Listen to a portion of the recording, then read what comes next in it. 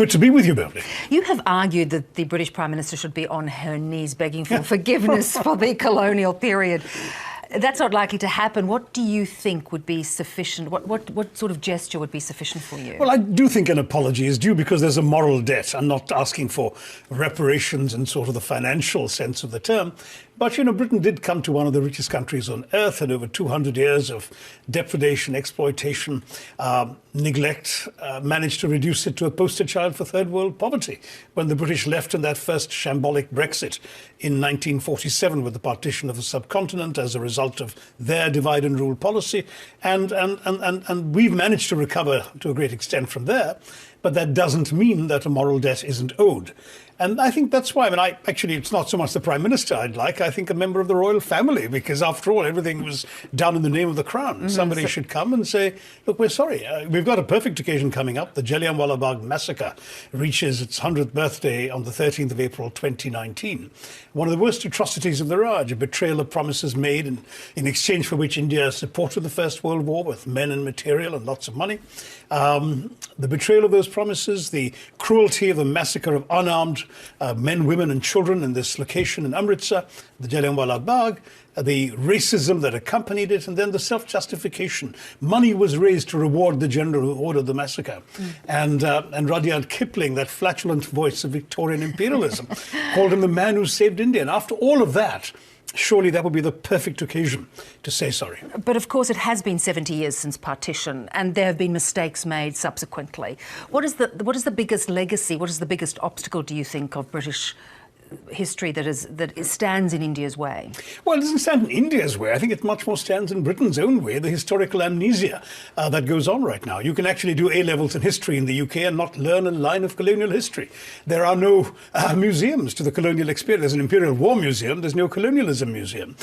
You can find a statue in the heart of London to the animals that served the Allies in the two wars, not one to the 1.3 million Indians who fought in the First World War or the 1.7 million who fought in the Second World War. Many of them gave their lives in heroic circumstances for the cause. I think Britain really has to wake up and realise that they are where they are because we helped them to get there. And of course, India is galloping ahead right now in terms of its progress. It is still seen, though, as very bureaucratic, very corrupt. How do you rid it of that? Well, I mean, frankly, you know, I've joked that the British taught the Indian bureaucracy that anything resulting from the filling of forms in quadruplicate couldn't possibly be an injustice. So it's all England's fault. And so, of course, you know, I mean, let's face it, the British are the only people in history crass enough to make revolutionaries out of Americans, so they could certainly make bureaucrats out of Indians. But jokes apart, I mean, the fact is that we have our share of problems. We're tackling them, perhaps not well enough and not effectively enough. But given where we were in 1947, we've come a long way. I mean, literacy rate was 17% when the British left. It's now up to 79. That's still 21% of Indians who can't read and write, and that's 21% too many. But we've made progress. Life expectancy was 27, now it's 69. So progress is being made despite the problem. You have had such deep experience also at the United Nations. Give me your thoughts on this North Korean crisis at the moment. Well, it's quite extraordinary, isn't it? How does one predict the behaviour of someone, frankly, as irrational seeming as President Kim? I mean, it does look as if he's saying to the world, pay attention to me, take me seriously. And maybe we'd better, because if indeed these missiles that have sailed over Japan were pulled back a bit shorter, we could have a first-class global crisis on our hands. And I'm not sure there's any easy way to solve it. I think diplomacy and reining him in is far more important, I think, than reacting to any damage he might actually do. And is it any way helped by Donald Trump's rhetoric and bellicose statements? I don't think it helps at all, and I think that's one of the reasons why Mr. Trump's advisors appear to have urged him to dial it back, and I think after that one statement he's been relatively quiet. We certainly can't afford to have two sets of irrational decisions on both sides.